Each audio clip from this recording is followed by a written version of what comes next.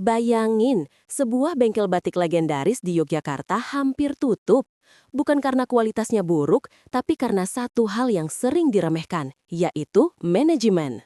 Dan yang menyelamatkannya bukan investor, bukan konsultan mahal, tapi keponakan muda yang baru lulus kuliah. Ini kisah bagaimana satu keputusan kecil bisa mengubah nasib sebuah warisan. Selamat datang kembali di channel ini. Di video kali ini, kita akan membahas sebuah kisah inspiratif dari sebuah bengkel batik tua bernama Batik Pusaka. Tempat penuh sejarah yang hampir hancur karena kurangnya manajemen hingga datang seseorang yang membawa perubahan besar. Dan lewat cerita ini, kamu bakal melihat bagaimana manajemen yang sering dianggap teori rumit sebenarnya bisa menyelamatkan bisnis kecil, UMKM, bahkan warisan budaya. Jadi, sebelum kita mulai, jangan lupa like, komen, dan subscribe untuk mendukung channel ini tetap berkembang dan terus menghadirkan cerita-cerita inspiratif lainnya. Di sudut kota Yogyakarta yang tenang, berdiri sebuah bengkel batik tua bernama Batik Pusaka. Aroma malam dan kain mori yang khas selalu menyambut siapa saja yang melangkah masuk. Namun, di balik keindahan motif-motif tradisional yang tercipta, ada aura kegelisahan yang menyelimuti pemiliknya, Pak Budi. Usianya sudah senja, dan kerutan di wajahnya semakin dalam, bukan hanya karena usia, melainkan beban pikiran.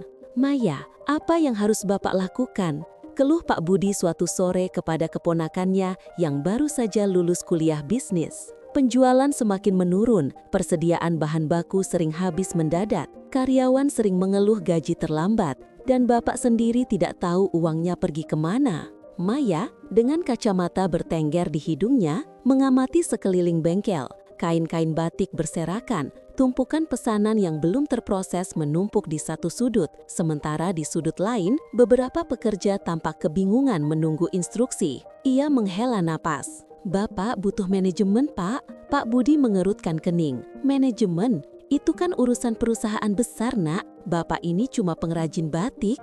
Maya tersenyum lembut. "Tidak, Pak. Manajemen itu esensial untuk apapun, besar atau kecil. Intinya, manajemen adalah seni dan ilmu untuk mencapai tujuan melalui orang lain dan sumber daya yang kita miliki. Ini tentang bagaimana kita merencanakan, mengorganisasi, memimpin, dan mengendalikan segala sesuatu agar tujuan kita tercapai secara efisien dan efektif." "Efektif?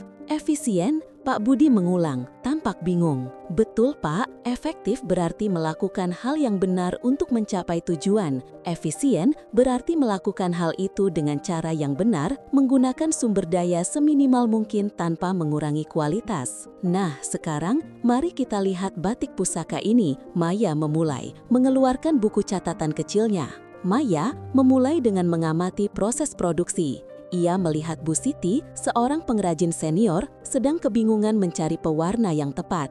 Kain mori seringkali terlambat datang dari pemasok, dan desain-desain baru tidak pernah terrealisasi karena tidak ada yang mengurusnya. "Ini masalah manajemen operasional, Pak," jelas Maya. "Ini tentang bagaimana kita mengelola proses produksi dan layanan untuk menghasilkan produk atau jasa yang berkualitas tinggi secara efisien. Mari kita mulai dengan membuat jadwal produksi yang menginventarisasi bahan baku secara teratur dan memastikan kualitas setiap tahap pembuatan batik." Dengan bantuan Maya, mereka mulai mencatat setiap lembar kain yang masuk dan keluar, setiap gram malam yang digunakan, dan setiap tetes pewarna. Maya membuat papan jadwal besar di dinding, menampilkan alur kerja dari mulai pencantingan, pewarnaan, hingga pelorodan.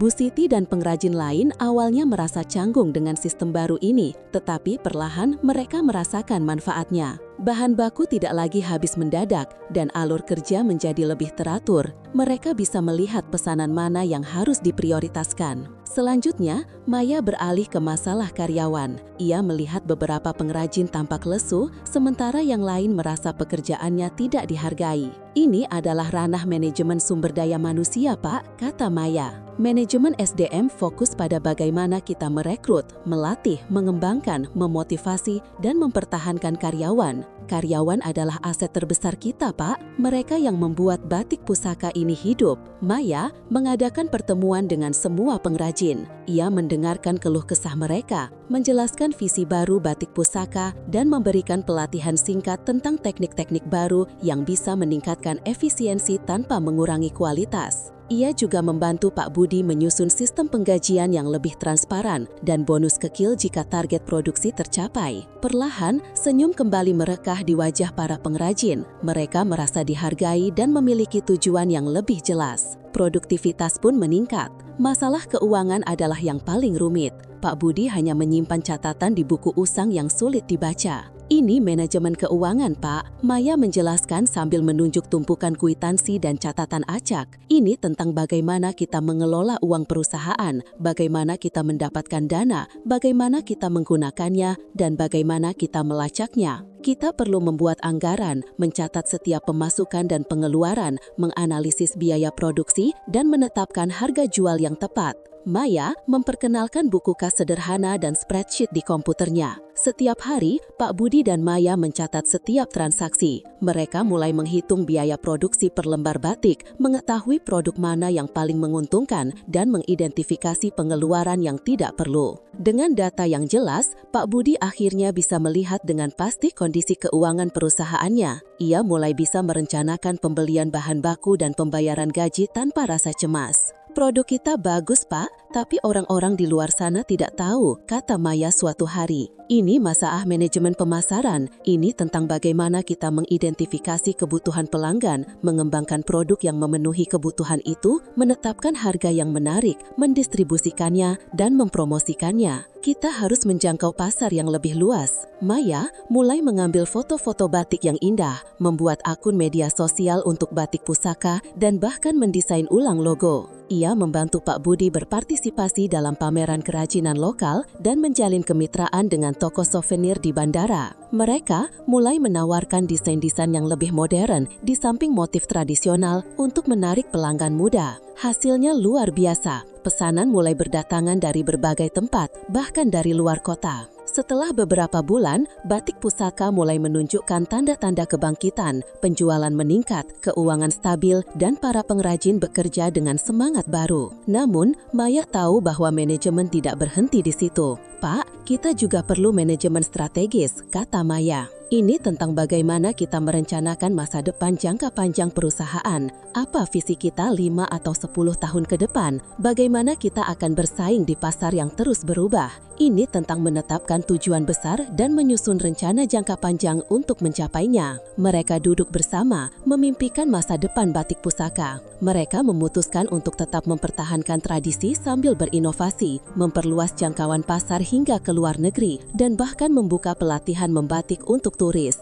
Pak Budi yang dulunya skeptis kini bersemangat. Ia mulai berpikir tentang suksesi, bagaimana memastikan batik pusaka akan terus lestari setelah ia tidak ada. Ia menyadari bahwa manajemen strategis adalah kompas yang mengaungi kapal mereka di lautan bisnis yang luas. Pak Budi memandang Maya dengan mata berkaca-kaca. Bapak tidak menyangka, Nak, ternyata manajemen itu bukan sekedar teori di buku, tapi sesuatu yang hidup dan sangat penting. Dulu, Bapak hanya tahu cara membuat batik. Sekarang, Bapak juga tahu cara mengelola agar batik ini bisa terus hidup dan berkembang. Maya tersenyum. Betul, Pak, manajemen itu seni dan ilmu mengarahkan segala sesuatu agar tujuan tercapai, mulai dari perencanaan yang matang, bagaimana kita mengorganisasi sumber daya kita, memimpin dan memotivasi tim kita, hingga mengendalikan dan mengevaluasi kinerja. Semua jenis manajemen, operasional, SDM, keuangan, pemasaran, strategis, itu saling terkait dan esensial untuk kesuksesan. Batik pusaka tidak hanya selamat, tetapi juga tumbuh menjadi salah satu bengkel batik terkemuka di Yogyakarta, dikenal karena kualitas produk dan kesejahteraan karyawannya. Pak Budi, dengan bantuan Maya, telah membuktikan bahwa manajemen bukanlah hak istimewa perusahaan besar, melainkan fondasi penting bagi setiap impian yang ingin diwujudkan, bahkan di sebuah bengkel batik sederhana sekalipun. Dan di setiap lembar batik yang kini terjual, terukir tidak hanya motif indah, tetapi juga kisah tentang bagaimana manajemen mengubah nasib sebuah warisan. Itulah kisah bagaimana Maya membantu Pak Budi mengubah batik pusaka dari bengkel yang hampir gulung tikar menjadi usaha yang kembali hidup dan bahkan berkembang pesat. Semua dimulai dari satu hal, manajemen yang tepat. Pertanyaannya sekarang, kalau UMKM kecil seperti batik pusaka bisa bangkit dengan manajemen yang benar, apa hal pertama yang akan kamu benahi di bisnismu atau kehidupanmu? Tulis jawabanmu di kolom komentar. Sampai jumpa di cerita inspiratif berikutnya.